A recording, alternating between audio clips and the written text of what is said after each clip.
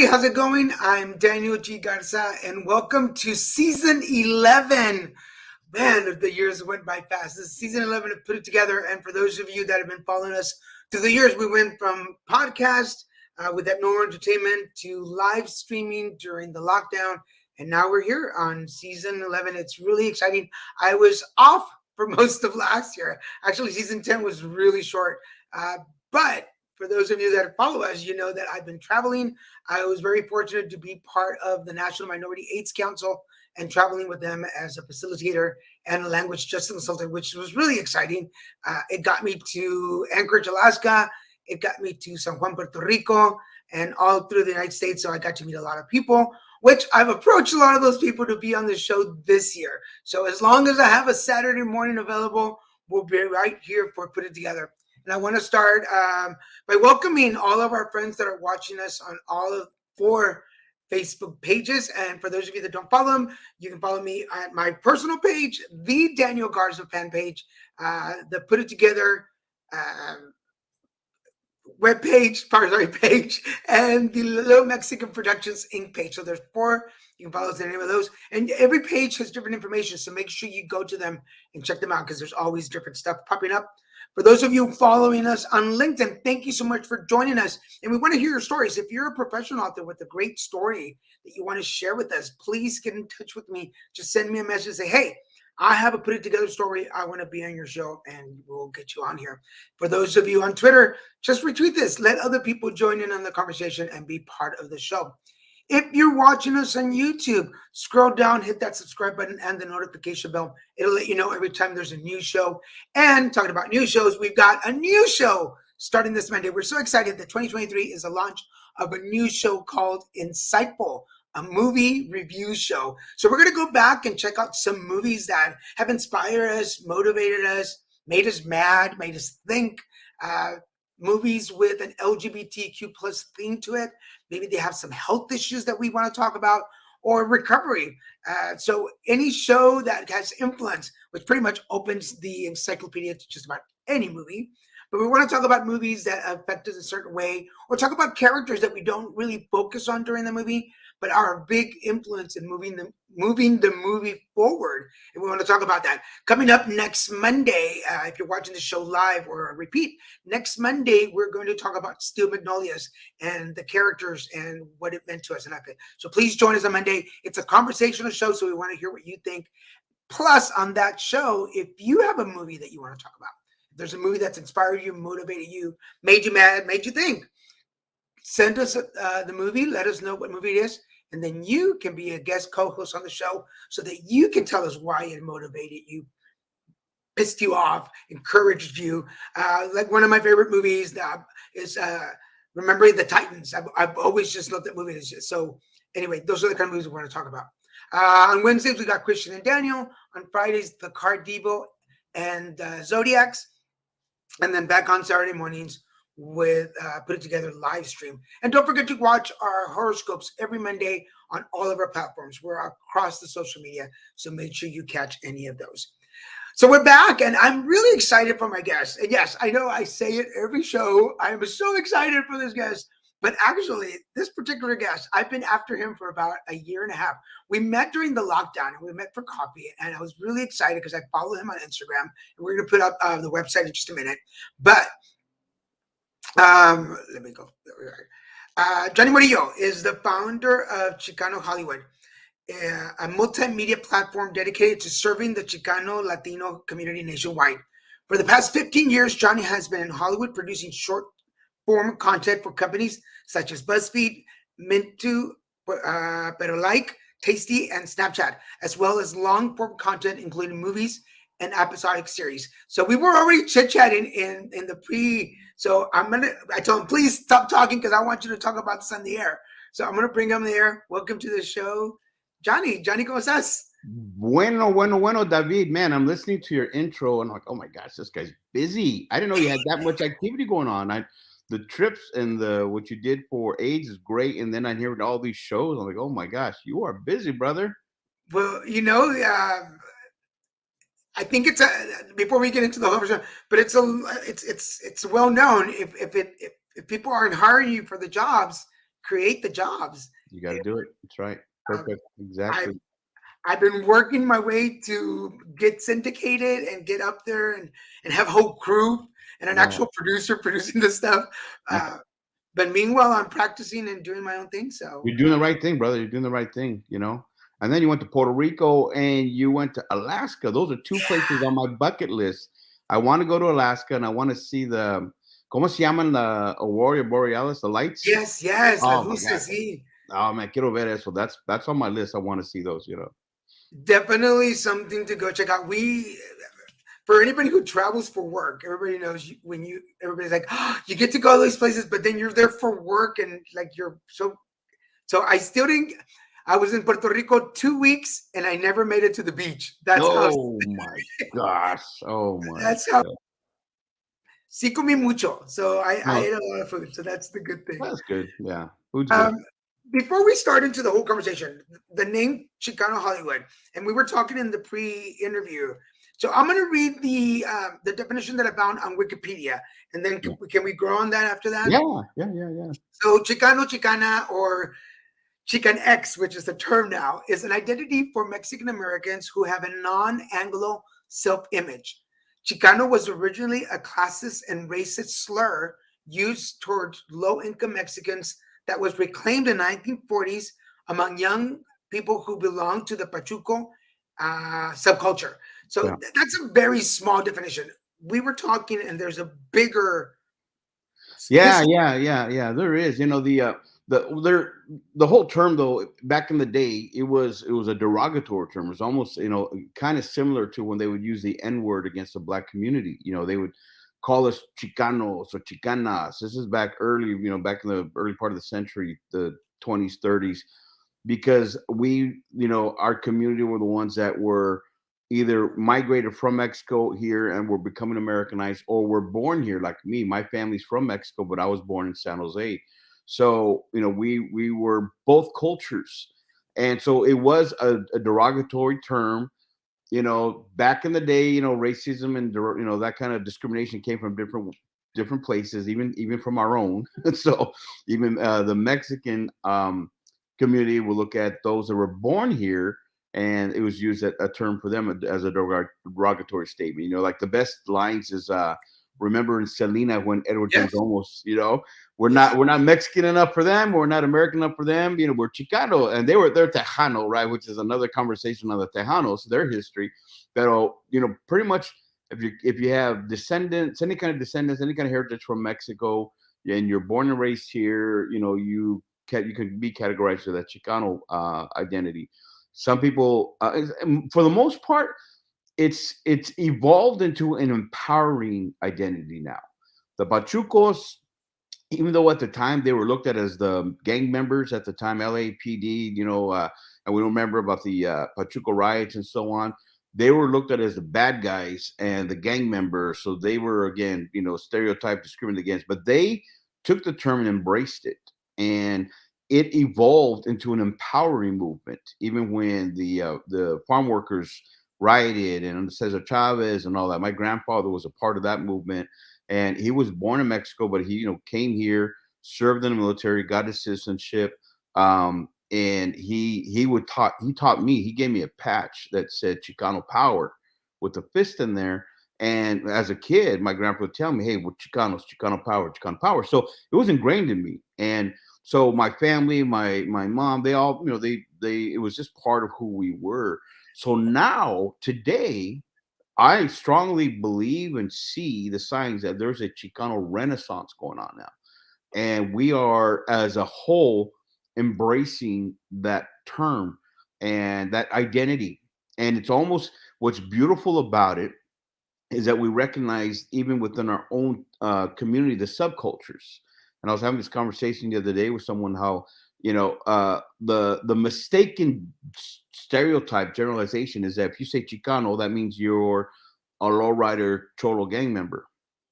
And it's like, no, that's not what it means. Because we do have in our community, there are some that are gang members, but that's one group. But then there are some that they're like Cholo style. They're not out there committing crimes, but they like the Cholo style. So not every Chicano is a cholo, not every Chicano is a gang member, and again, not every Chicano. I mean, then lowriders. Okay, lowriders is another subculture because not every lowrider is a cholo or a gang member. That's a whole different community. And if you really think about lowriders, where I was in Oxnard with one of the best upholstery guys for lowrider cars, and we're having this discussion. And so if you think about it, you see these guys cruising those fancy lowriders.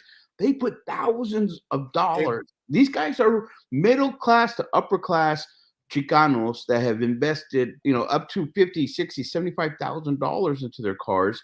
So yeah, no, they're not cholitos that are standing on the street corner with a bus pass in their pocket. These guys are middle class to upper class Chicanos, Chicanos and Chicanas that just love the lowrider culture. So we have within our community, we have our own little subcultures. We have the businessmen and women, the entrepreneurs, the startups that they're Chicano, Chicana, but they're at a different description per se because they're into business, they're into technology, so but they're Chicana.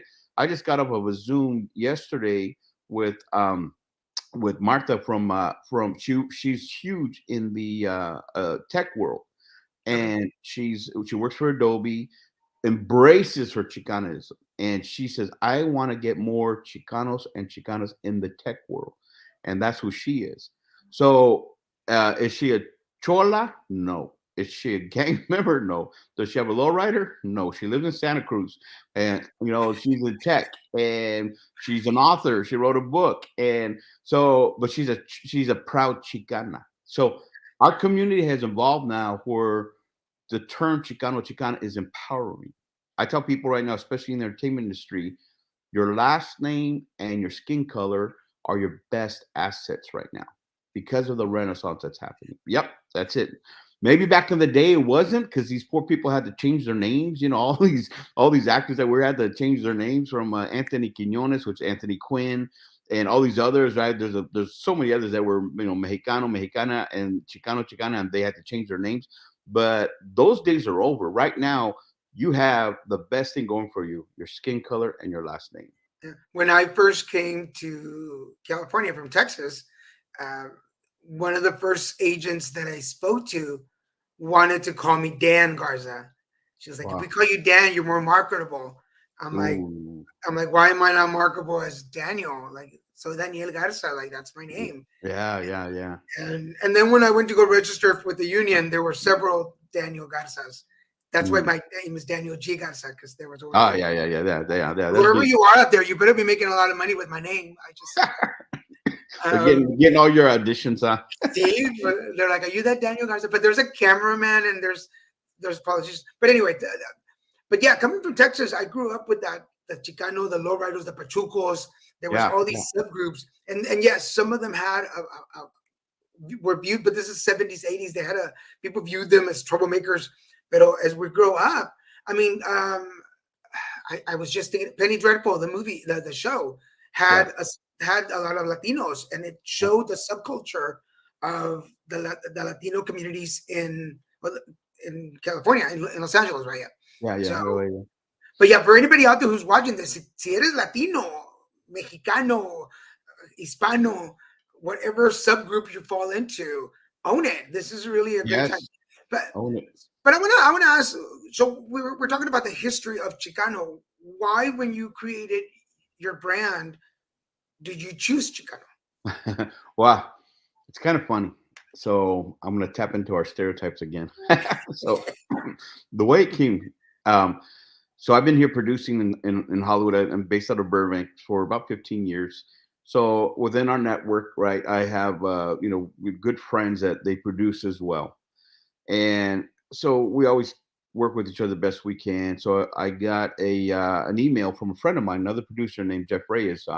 He's Echoes World. And he sends me a one-pager and he says, hey, can you turn this into a script?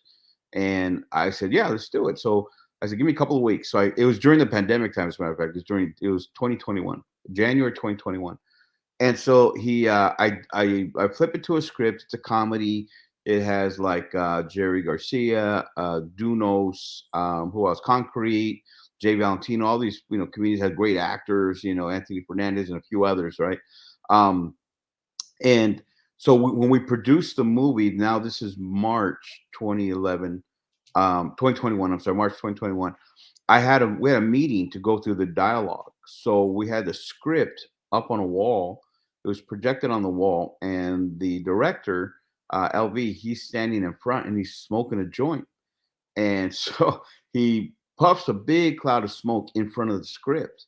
And I was like, "Ooh, that looks like a cool picture." So I said, "Hey, bro, do it again, do it again." So I made him do it like 6 or 7 times, and he was like, "I can't do it no more," But I finally got my picture. I got that picture, and I just texted it to my daughter, who was a senior at Azusa Film School at the time, Azusa Pacific. And I said, "Check this out. I'm with Chicano Hollywood." And all it was just a joke, because we were just a handful of Chicanos that were going through the dialogue of the script. Homie was up there smoking a joint, and we're just there. And I looked around, I was like, "Oh, this is Chicano Hollywood," just as a joke. So I sent it to her. She laughed. "That's cool, Chicano Hollywood." I said, "Yeah." So then I nicknamed that group. That movie's called Horchata with Oat Milk. I'm hoping it comes out soon. They're still doing some posts on it. It's called Horchata with Oat Milk. It's a fun movie. But the whole name came out of that group, because we had Chicanos in front of the camera and Chicanos behind the camera, and it wasn't all Mexican American. It was Chicano culture.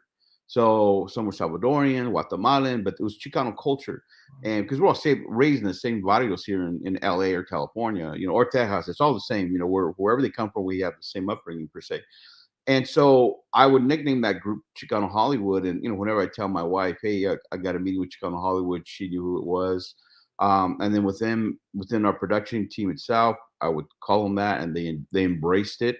They loved it. And I remember the day that the makeup girl shows up with hoodies that said Chicano Hollywood and then horchata with oat milk. And I looked at it, man, this is really catching on.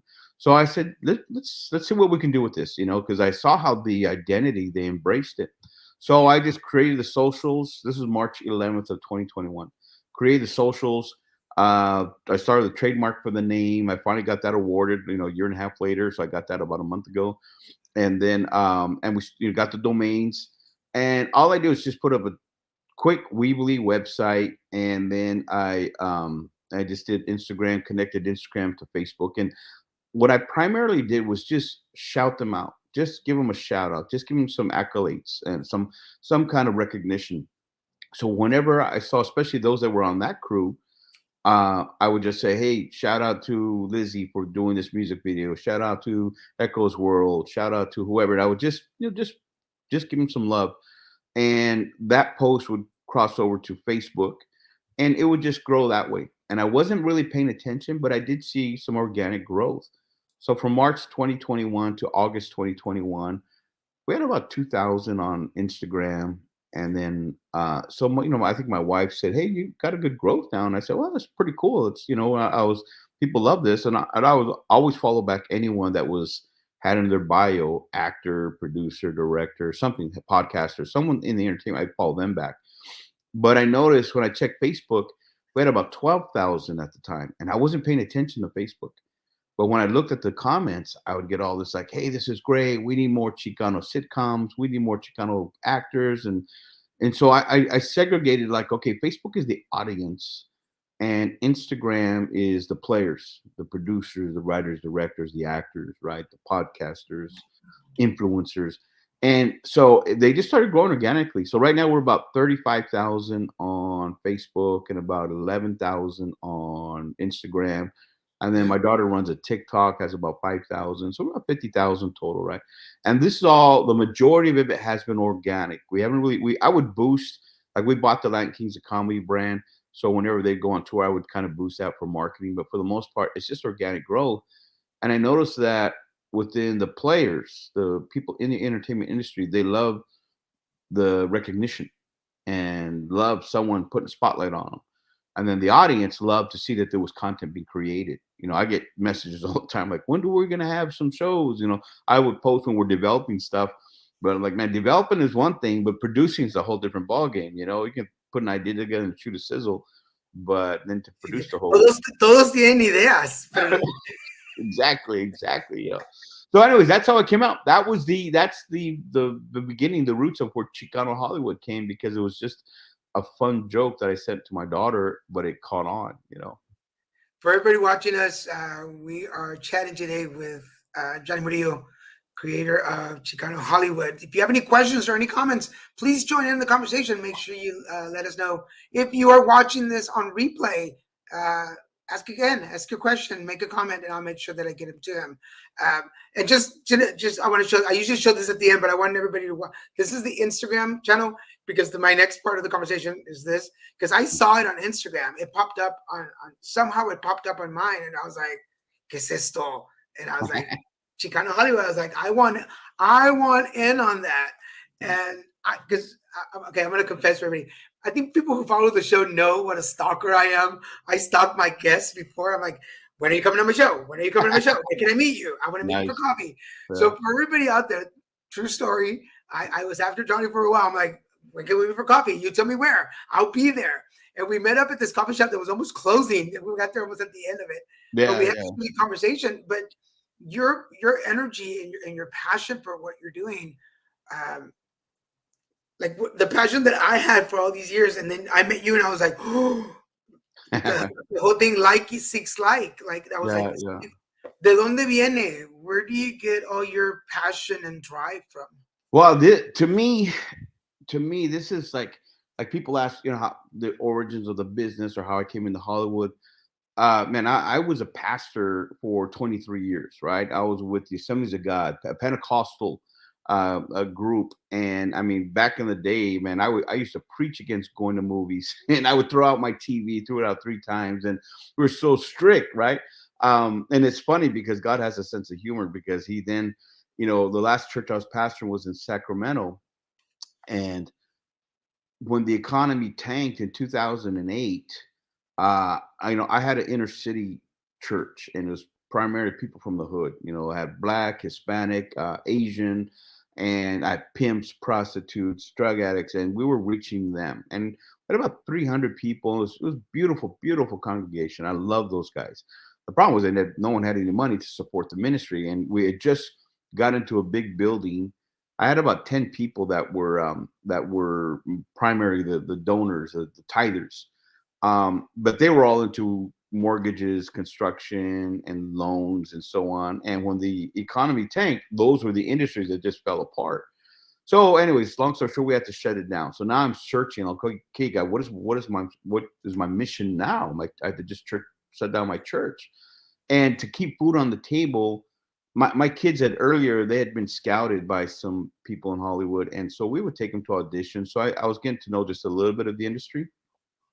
So I would get emails from people needing background work and so on. So I had to put food on the table. So an email came in that they were looking for background actors for a movie called 4 Christmases with Vince Vaughn and Reese Witherspoon, right?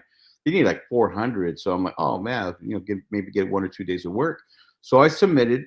And while I was on that set, you could see me. I'm wearing like a light tan brown jacket. You could see me. And it was interesting because where I was at, whenever they go in between takes, Vince Vaughn a couple times came by, stood next to me. So him and I would chat. So it was really cool. Real nice guy. He won't remember me from nothing, but, that's where I was connecting with him. And, when I talk to any kind of A-listers, I'm not a fanboy of nobody. So I just talk to man. You come next to me, I'm about his height. He's probably half an inch taller than me. I'm like, we're talking man to man, and I think a lot of celebrities like when you talk to like normal people, not like, oh my gosh, you're the best. I'm like, dude, what's up, bro? How you doing? So while I was on that set, I remember I was in the back with all the other background actors, and I saw the second that crew position. They usually what they call wrangle all the background, right? So she got on top of a table and she starts giving instructions. And while I'm there, I just really felt like the Lord saying, this is what I'm calling you to do now. And I'm like, oh, you're kidding me. I might get in trouble just for being on this set right now, with my nomination. They weren't as strict anymore, but I'm like, I just felt it. I'm like, oh, no way. So on the way home, I remember just like really, really getting emotional about it, because all I knew my career life was as a pastor. I was raised in lowrider culture, cholo gang culture and all that, but then we gave our life to the Lord, and then I went into ministry. So all I knew was that, right? And then now God saying, I'm calling you to an area that I don't know nothing about. And so I finally, long story short, I accepted the call. My wife, we moved down with our kids and we came down to Culver City. And man, was it a faith step. We didn't have any money. We had a couple of days in a hotel, and I was about to just give up. And I remember telling my kids and my wife, like, let's just go to Utah. My brother lived in Utah, and I'm done. I made a mistake. I thought we were called here. I don't think we are, because no place to live has opened up. And by this time I was down to like $1,600. And that day that I was going to drive out, different things happened. That we got a call from this little man from India, and he says, "Hey, come and look at my apartment." And we went to look at it, and we said, "Yeah, this would be great." It's right on Smiley Drive off of Washington, right there, right by past the bread factory and all that. And Yeah. we went to the little court area, and we got in there, and we're like, "Yes, we would like to rent this." So then I remember the son, there was the dad and the son Mel. He looked at me. He was okay. Puts the application down. Says, "Okay, we need first month, last month, the deposit." And I'm like, "Okay." So I looked at him and said, "Look, I'll be honest with you." I said, "I'm a pastor. I really feel like God called me here. I don't have a job. I don't have nothing. All I have is $1,600." And it was like in some coins. I put it all on the desk, on the table that we're at. And I said, if you trust me, this is all I have. You can have that. Give me the apartment, but I promise you the rent will be paid. And he got upset. The old man looked away from me, and he just almost walked out. And then Mal looked at me, and I could tell they were emotionally upset. And Mal looked at me, and he says, "I'm a Hindu. I go to the temple, the one in Culver City, right? I go to the temple 3 times a day, and I pray. And then you're coming to me saying that God sent you here and to rent my apartment?" And he grabs the keys, he slams them on the desk. How am I supposed to argue with God? And he grabbed my money and he walked away. And we had the keys, and we're like, "Oh my gosh!" And they got out, they left, and my daughter's like, "What just happened?" I said, "I think we have an apartment." And so miracle like that happened. Like, okay, we're here, and that was in 2009, in August 2009.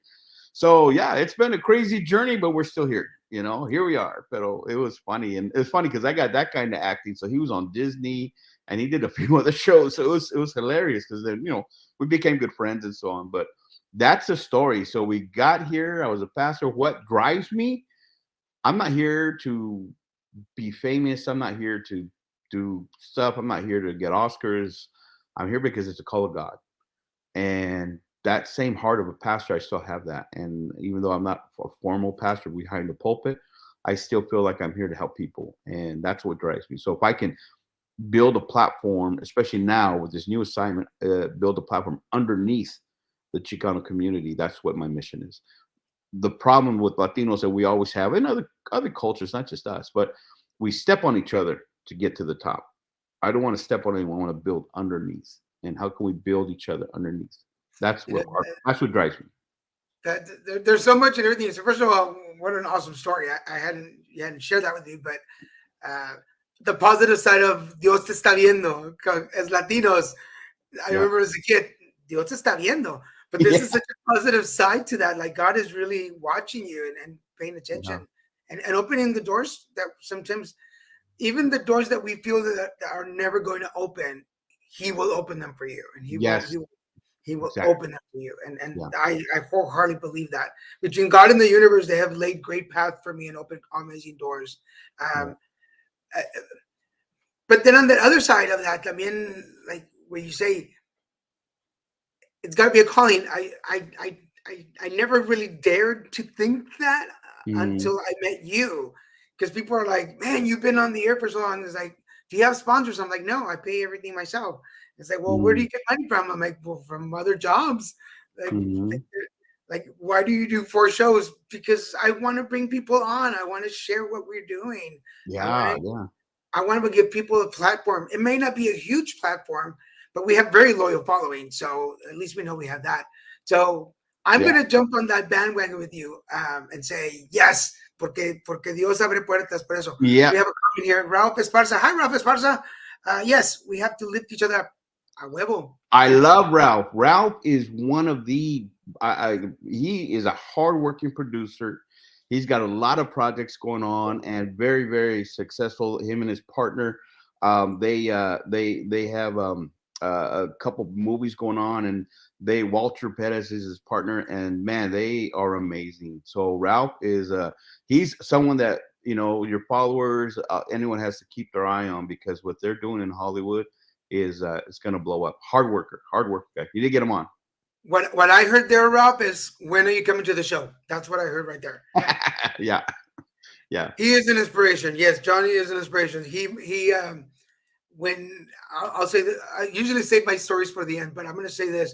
I was so motivated by Chicano Hollywood, and even when it was just starting, when you were just and I was like, I have to meet this guy. I have to know what he's about. I want to know what motivates him. And then when we met for coffee, and you were so kind and so respectful, and like you just listen to my rambling of my stories, and which that takes a lot. Anybody who can listen to my stories, I'm like, yeah, this amigo, yeah, we're friends. But then when I went to the event that you had downtown LA, I forget that Hello Stranger. Which one was it? I don't remember either. I don't remember the event. It was just the networking event, and I met some people there. And you were so kind to introduce me to people, because I'm really awkward in big crowds. At least I'm good here. We all are. The microphone is my sword, pero in a big crowd, I get really weirded out. But you introduced me to a bunch of people, and I made some connections, and it was really cool. So yes, he is awesome. So I'm happy. No, brother, I love when we met at the Ugly Bug Coffee in on Burbank Boulevard, and I walked away, and I still believe and that you can really take the place of the show guy. Who do we talk about? The Mexican guy? Yeah. I think you can really nail that. If anyone can fill his shoes, you're the only one that I know that can fill his shoes, and that's my opinion, and I stand by it. You have such. I told you, like, let's get that rolling. Like I'm ready to do something with it. Oh yeah, dude. Yeah, like I said, we all have the development. We got it. Now we're raising the budget expenses. That's my goal. As long as Ralph is here, Ralph, you want to jump in on this and see what we can all do together? Oh yeah, Ralph's awesome. Ralph. Let's build those steps. Y mira, yo like bien mexicano, calling people. Órale, compadre, vente. Vamos a matar el marrano, ahorita lo cosemos. But so you're launching Chicano Hollywood in a bigger platform now. Can you tell us a little bit about that? So we've evolved from social media only, which I've got experience working and building a social media company I was a freelancer for Mitu, and freelance for work for Snapchat and for Buzzfeed and Federal-like, and so that's that right there. That world is the digital media world, and it's a great opportunity. And there are some great companies out there. So building into that space is something that we could do, and which we're growing into. And then what I realized, we had a mixer at Wendy Pineda's place not this past December, the one before. And when I knew that was coming up, there was something that I realized: the way projects are being greenlit now, they never rarely greenlight Chicano stories, Chicano stuff. They greenlight the Latinx, different other ones like that, but it's really never just a pure Chicano story, right? Now they're doing a little bit more now, because that's why I say there's a renaissance going on. So we're going to see a lot more opportunities. That's why we have to embrace it.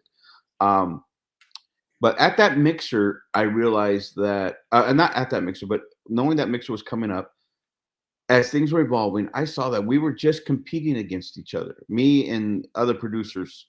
Like when ABC has like one slot for Latino community, CBS has one slot, Hulu might have 3 or 4, Netflix 4 or 5, whatever. But it's rarely a pure Chicano voice. It is growing. Hulu has this full. FX had Mayans, I believe, for 5 seasons, which is beautiful. Which I celebrate them, because 5 seasons is great, especially now in today's with today's audience. You do 5 seasons. That's like back in the day when you do 11 seasons in the 80s, when there's less things to watch. Now there's a lot to watch. To hit 5 seasons is a great accomplishment. So shout out to all those guys. So there's a little more coming up, but the gatekeepers at the top, they're very selective on what they greenlight, and they also have their own writers, and they also have their own people. So for any of us at the indie level, especially the Chicano indie level, to even get an audience or get a meeting, just to get a meeting is very, very difficult. So I thought, how are we going to change that? What especially with the streamers, what they're after is data. You know, they want to know. A lot of these shows that they cancel, they're looking at who's watching and when do they stop watching, and that's what determines. They don't even see the show. They don't, for the most part, they want to see how many people are watching and when do they stop. When does the thing drop? So I knew that we have to, when you're presenting or pitching a project, you have to pitch some data with it. So I thought, how do we do that? We got to create our own streaming platform. So that's what we did. So we created Chicano Hollywood, which is the streaming platform. And it's called Chicano Hollywood TV. But if you go to your Roku or iPhone or Android, whatever, all the app stores, you put in Chicano Hollywood, you'll see our streaming app. And the logo is a black logo, okay, they said Chicano Hollywood TV. So we did that so that our people can have a place to put their fully developed content on the platform, and then we can get data. If a show does well in its first season, then it's like, okay, I always keep it non-exclusive because I'm a filmmaker, so I'm in the side of the filmmaker where if a show's doing well and a producer comes up and say, hey bro, Netflix wants it, but they want it exclusive, then like, dude, okay, one button, I'll shut it off and then tell them it's exclusive for you because I want them to succeed. The more opportunities our community has, the more it's for everybody, and it's all about putting food on the table, opening doors. So on what we have on there now is indie projects. We have some movies, we have some documentaries, and we really want to grow. We have some podcasts, stuff like that. So we really want to grow. I even put an audio book up there, the Jesse Banerjee. No one knows this much, but it's going to be coming out more. Chippendales, right? That started in Santa Monica, started by Steve Banerjee, and Steve is a guy from India, right? Indonesia out there. When he first came, he met a Mexican girl, and they had a baby, and his name is Jesse. And Jesse, the whatever happened that they split up, and mom took Jesse back to Sonora. And he was raised in Sonora and in LA. So he still had a good relationship with his father. And so, Jesse's a Chicano. And so he wrote a book. So he has an audio book. So, and then we also have where we want to develop his side of the story because there's some Chippendale stuff out there now. And it's like, no, that's not the truth. So he knows the truth. So we have his rights and we're working together to put the truth out, right? So, but Jesse is, we have his audiobook on there too. And then we just did another audiobook that we're going to put on there. So it's basically a place that people can build their data and a platform they can go to. Now, eventually, as we build our funding, we're going to put originals on there and stuff that we create and we put on there that you can only see there. I have a sitcom called The King of Downey that I want to make it original there. I have other bigger players that want that, and I'm really open to negotiating that because it'd be good to put it up right away. But the goal is we could put it back on ours, So I have some other stuff that we're developing. Tú sabes, but you need money. So eventually, I will get to that point where we have our own originals on there. Then we also make those available to others. So it's all about creating this entertainment economic ecosystem. And an ecosystem that within the Latino community as a whole, we have like 1.8 trillion, or then I heard it's 2.1 trillion in buying power within the Latino community. We're bigger in buying power than Italy or France, just within the Latinos in the US. So I'm trying to really tap into that so that we could support each other and we can market businesses and they can put their products or services on our shows. I can do product integration. I can do product placement. They can put their products on a show, whether it's just in the background, or we can incorporate it into the script. There's no gatekeepers. I'm the gatekeeper. So it's like, just do it.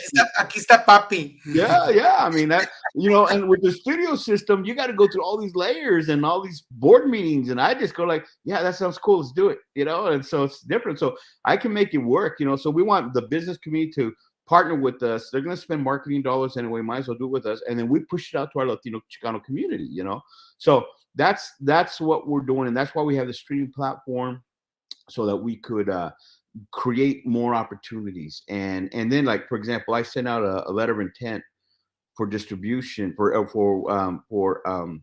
for distribution for to a friend of mine. He's because they're working on a movie project, and they said, their investors said, well, where's it going to stream at? And so they hit me up. Can you give me a letter of intent? I'm like, yeah, let's do it, dude. And we're going to do a letter of intent for him that helps him with his pitch to an investor. I have another deal coming up with because we could do pay-per-view, and I have another movie that's about to be released, and they hit me up. Can we do pay-per-view on your platform? And they said we're going to do it on others as well. I'm like, yeah, do it on mine too. I said, the best is to get it out there as many as possible.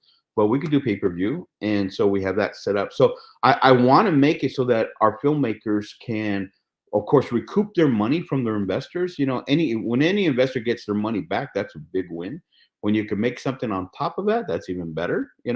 But I want to help our filmmakers try to, just in their efforts to repay their investors. And then there's some that just want to do it just because they could shoot their own stuff. So we put on there. So we built it for all of us. And I tell my those in my network, when I first announced this last December or 2 Decembers ago, I said, this is for all of us. This is for all of us, so that you always know you have a place. Now it has to be decent, but right now the bar's so low, like, as long as it's not your wife giving birth, Man, there is a line. There is a line there. I don't see any big pictures and home videos, but right above that, It's kind of blurry, pero ahí está la línea. Ahí está. Yeah. So, but we have ads dropping in, which is beautiful because I'll turn it on and I put the volume down. I just let the ads drop in, and I see I saw Burger King, Kentucky Fried Chicken. I saw Spectrum, 76 gas station. I'm like, yeah, no estamos ganando mucho, pennies, pero it's something. The algorithm is picking them up. The spigot is open. It's a drop here and there, but as we grow and we get, right now we're close to 2,000 downloads. I want to get it to 10,000 by the end of February. So if all your audience can download our app and on Roku or whatever, Apple or whatever, and I know with their audience alone, we'll hit 10,000 today.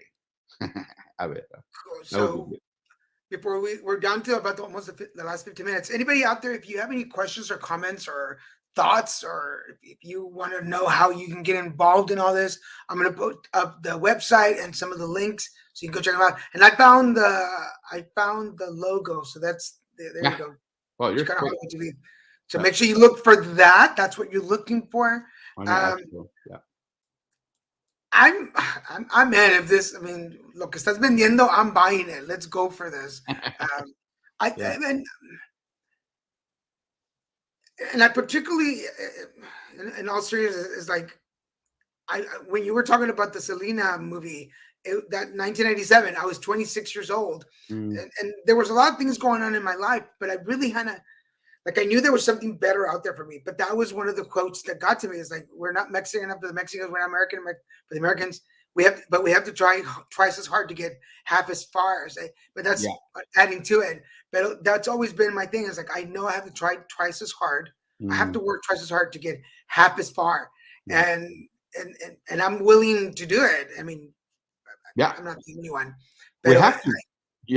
It's in us. We're workers. We're workers. I have memories in the late 60s, early 70s of my grandfather taking me and my older brother to the cherry orchards in San Jose. Back before the Silicon Valley, San Jose was all orchards, right? And so we'd go to what's called Montferino ranches, and my grandfather was a foreman there, and it was our people that were working those orchards, and we're hard workers. We're even down where the new immigrants that come, you see them selling on the side of the road, and so it's in us to work. We know how to come and chambear, right? We know how to work. You see those pictures when the storm and the rain is coming. You see our gente out there picking strawberries or picking whatever, and it breaks my heart because we're like, okay, we're so Americanized now, we ain't gonna do that. But there's people that still do that, but it's in our DNA para trabajar. Now, where we're at now, we're in the entertainment industry, we're in business. We know what it's like to work, and it's a natural thing for us. I'm not saying this unnatural to anybody else, but to us, sabemos cómo chambear, and so we do have to work harder. They're still not, the gatekeepers are still not opening the doors for us. Yeah. They let one or two in once in a while. but just enough to, basically they're having a party and we're not on the list naturally, so they'll put someone on the list just to say, look, we got Yeah. one. Ahí viene uno. Ahí viene uno, we're good, And then leave we're us yelling alone. at them. Yeah. Saca de comer para todos. Yeah. Take your Tupperware, please. Take Tupperware. So to me, it's like we don't need them anymore. What do they have? A place to exhibit? Well, so do we now. We have a streaming platform. So what do they have? Social media and places to bring the audience? Well, so do we now. What do they have? Filmmakers and directors, photographer and actors? Well, so do we now. So we don't need them. I wouldn't mind their respect, but I don't need their love. I don't need their handouts. We're building, and we're right now we're developing 2023. We're going to develop a business to business platform so that we can start building underneath Latino and Chicano businesses, because I get hit up all the time from businesses. Hey, can you shout me out? Can you shout out my dad's business? So we're going to build something for them, and we have the audience to do that already. We already have the community that wants to do that. Musica is another one. I get hit up from Chicano artists all the time. Hey, I just made this new video. Can you shout it out? Can you shout it out? And I feel bad because I miss a lot sometimes on the DMs. So what we're doing is we're developing Chicano Hollywood Musica, and we're going to be launching on our streaming app a new a show. Basically, we have on there right now Chicano 2.0, which is interviews with Jessica Flores as the host, and then we're going to launch another one. It's going to be just like MTV was back when we were young. MTV, and I was probably I'm probably a little older than you, so but back when you were a baby and I was a teenager.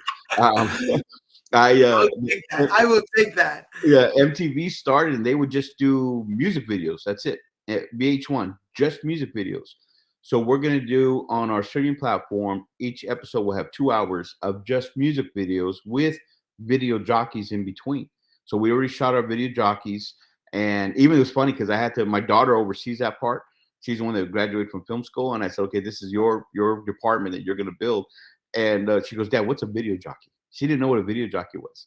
And then even the other video jockeys, I had to explain it to them. And then I sat in front of YouTube with my daughter, and we watched the first 2 hours of MTV. And I said, see that? Those are video jockeys. So she goes, oh, I got it now.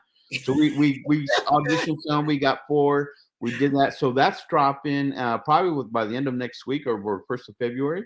And we're going to do a lot more of those because you want to build underneath. So I felt bad because these Chicano Latino artists were hitting me up all the time, like, tell them to go to YouTube, tell them to go to YouTube. And when it comes to music, especially, YouTube is just a big black hole. It's hard to find people. So I'm like, okay, let's how can we promote them? How can we build underneath them?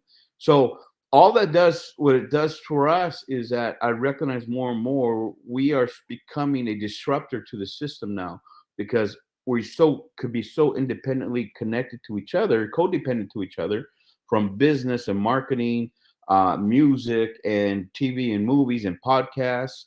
All those are in between. So in our vision, I want to do Chicano news. I want to do politics is a big thing. 2024, they're going to be throwing money all over the place. So I'm going to figure out how I'm going to do it. And I'm an independent. I'm not Republican or Democrat. So I'm like, I'll take money from both. If it's going to put food on the table of my community, shoot, bring it. So to me, it's like we are going to be able to control and influence because we have an audience that wants to hear our stories in our voice with our faces, from news to music to movies and TV. So we're going to do a magazine también, and I'm working on that, as a matter of fact, today, on how that's going to be. So if Variety, if they can have their magazine real classy and nice, and I respect it, why can't we? And to me, it's like, okay, let's try it. I'm big on giving myself permission to fail. So if I fail, ¿Cómo aprendes? Yeah. So, but yeah, that's where we're at. We have this ecosystem. It's there for us, and we're really striving hard so that the number one thing, build underneath these artists and businesses and musicians and so on, and actors, and then number 2, empowering us. We're in a Chicano renaissance, and our biggest assets is our face and our last name. Even though people say I look white, I don't think I look white. I'm from Zacatecas. My dad's from Zacatecas. Once I say that, they go, "Oh, okay, yeah." Eres de los güeros de Zacatecas. Yeah, exactly that.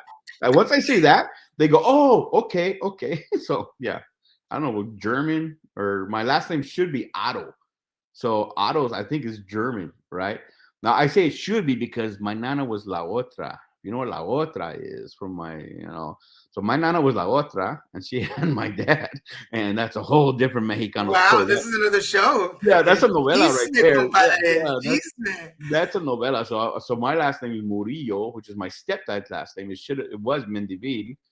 Now it should have been Otto if everything was the Brady Bunch, pero it's not. It's more. Somebody get this man an Ancestry.com kit. I know. I'm probably German or something like Auschwitz, something out there. Polish. I'm Polish, pero no. So Mexicano. My mom's side is from Baja, and my grandpa from my mom's side is from León, Guanajuato, and then my real dad, biological dad, is from Zacatecas. Pero I'm from San Jose, brother. So. Well, I want to remind everybody you're watching Put It Together live stream. My guest today is founder of Chicano Hollywood, Mr. Johnny Murillo. It's such an honor. We're down to the last 10 minutes, and this is about the time that I invite my guest to share some words of wisdom with the audience watching. Johnny Murillo, what words of wisdom would you like to share? I've been asked this question, and I always go back to the same answer because it's what saved me. When I was pastoring, that's my whole life was in pastoring. And I admit now that when I had to close my church after 23 years of climbing the corporate ladder and the churches and the ministry and all that stuff, when I went to plant this church and pastor this church in Sacramento, I know in reflecting back, what was driving me back then was what's called selfish ambition. I wanted to be the Latino T.D. Jakes. T.D. Jakes is a big, black pastor, very, very popular, good guy. And I wanted to be Latino T.D. Jakes. I wanted to write books and do conferences and do all that stuff, right? And it wasn't because God was calling me to do it. It's because I thought it'd be cool. So my drive back then was selfish ambition. And when it all collapsed, I just turned 40, I was broken. I was like, oh my gosh, right? And I lost my house, right? I lost because of the foreclosure implosion. I lost my house. I lost everything. And I remember, when we got in, my son was in high school, so I had to get into another place just so we can finish and graduate that year, 2009. So this was in 2008, December 14th is when we closed our church. I was going through this turmoil inside, a broken man, because I felt like a big failure. And I remember for a couple of weeks, we had to just escape to Utah to my brother's house while the other rental house was available until we had to come back. So when I was driving over Lake Tahoe on the way from Sacramento to Utah, over Reno, the mountain pass there, Donner Pass, in our little car, that's all we had left. We had to get rid of everything. I looked in the rearview mirror and I saw my 3 kids, and they were laughing and joking. They had no idea what had just happened. We just had to leave our house. We were homeless, quote unquote, right? We had a rental coming up, but they had no idea how bad it was. And my wife was next to me. She was reading or something, and everything was cool. They were tranquilo. And right there, the Lord told me, everything that's valuable is in this car. You don't worry about nothing else. What matters is in this car. And that was enough for me to be, all right, this is all that counts. And then he showed me a scripture in Jeremiah 18 where it talks about where the prophet Jeremiah went to the potter's house. And there was a potter that had a lump of clay, and he was working on it, creating to this vessel. And in that that verse, he smashes it down and he starts all over. And then the Lord asked Jeremiah the prophet, he says, will you give me permission to do this to you? Smash you down and turn you into something else. And I'm like, oh my gosh.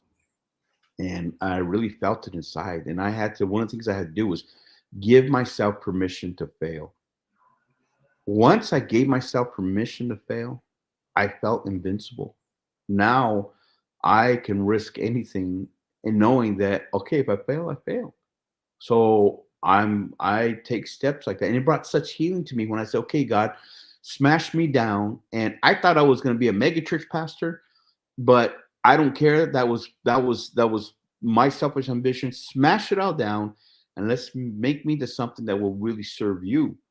And that changed everything for me. And he's like, just give yourself permission to fail and let's move forward. And I did. It's been 15 years. We still have a lot to do, but because I was able to do that, everything changed.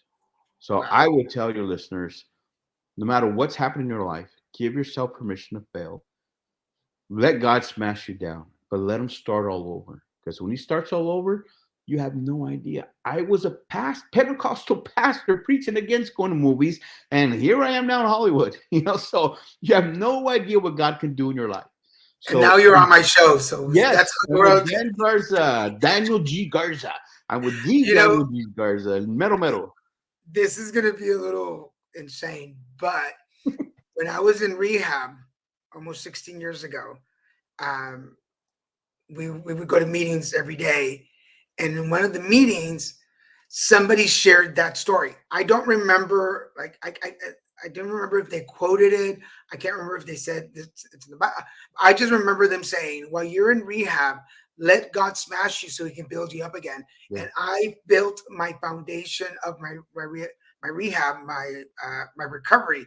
I built it on that Wow. that I needed to be crushed like a game of Jenga. Just Yeah. break it down so you can start a new game, and that's Yeah. basically what I did with my life Yeah. after rehab. I celebrate 16 years in June. I mean, 15 years in June. I'll be 16 this year. Thank you. And Nice. but it was based on that story. A Let verse. God smash you down so He can build you back up again. And I was like, that's exact. Y cada vez que pasa algo, and whenever something happens in my life that I feel like I'm completely smushed, I'm like, okay, a Yeah. ver qué, like, qué va a pasar. And now that I'm a spiritual life coach to my clients, I'm like, when they come to me, they're like, I'm crumbled. I'm like, good. Now let's build up, Yep. Exactly. That's it. build up. So Yeah. that's Yeah. pretty awesome. Yeah. Building up starts with forgiveness of other people, but especially yourself. So build up. Before we go, we're almost down to the last end of the show. We've been talking today with founder of Chicano Hollywood, Mr. Johnny Murillo. Great man. Go check him out. Go check out the page at ChicanoHollywood.com. Go check it out. All the information you need for everything we've talked about is on there. If you want to follow him, I found him on Instagram. So go to Instagram.com/Chicano Hollywood. Catch up on everything that they're posting on there. Get in on it. If you are Latino, Hispanic, Chicano. Chicano, All of them. All of them. All of them. Yeah. American, if you put an X at the end or not, I don't care. vénganse, Yeah. vénganse. We'll take you with the X We también. support everybody. We don't compete with other. I tell all the time. I don't compete with Latinos. I said I celebrate them. I want them to grow and build because we're gonna be the majority in this nation. So it's time for us to take our place. We're leading. We're gonna be leading. So And that's in what. the end, I want you to remember, like we've been talking about today, not everybody is going to give you a platform, and nobody said life was going to be fair. So when opportunities don't come knocking at your door, we'll build your own door and open it yourself. I mean, Exactly. that's what we've been doing here at Little Mexican Productions Inc., and we hope that you do it too. Before we go, I want to remind y'all we have shows all week. Make sure you check us out on Mondays with our horoscopes on all of our social platforms. Next Monday, we start our new show, Insightful, a movie review show. With this week, we'll be reviewing Still Magnolias. We're going to go back and check it out. So if you haven't seen it in a while, watch it and then join us at 6 p.m. Pacific time on whatever channel you're watching on. On Wednesdays, we'll be back with Christian and Daniel's show. On Fridays is the Card Devo at also 6 o'clock. All our shows are at 6 o'clock. And then on Saturdays, we're back for season 11 with Put It Together. And I don't have a guest for next week yet. So if you're watching this and you're like, Ralph hey, Esparza. Ralph Ralph, Esparza. unless that's Ralph. If you have a Put It Together story, come share it with us. We would love to share our story with the audience. This week, we've had the pleasure of talking to Johnny Radio. Johnny, thank you so much for taking the time to do this. I really do appreciate it. Don't go anywhere. Let me just say goodbye to everybody, and I'll be back for you in the I mean, thank you, brother. Thank you to your audience. Thank you so Oh much. yeah. Sorry. Anything last before you go? Anything else? No, just support what we're doing. If you're a business and you want to be part of what we're doing, info@chicanohollywood.com. Email me and or anyone around. Just follow us on social media and especially download our streaming app, Chicano Hollywood TV. Go to your app store, put Chicano Hollywood. You'll see it right there. That would help so much. Awesome. So we're going to show that. We're going to post that on our sites. Make sure you go follow us so you can follow Chicano Hollywood. All right, I'm going to send you to the green room, and I'll be back for you in just Thank you, brother. Thank you, everybody, for watching this. I'm so happy to be back. Season 11. It's been quite an adventure. We've got more to talk about. We've got more things going on the works.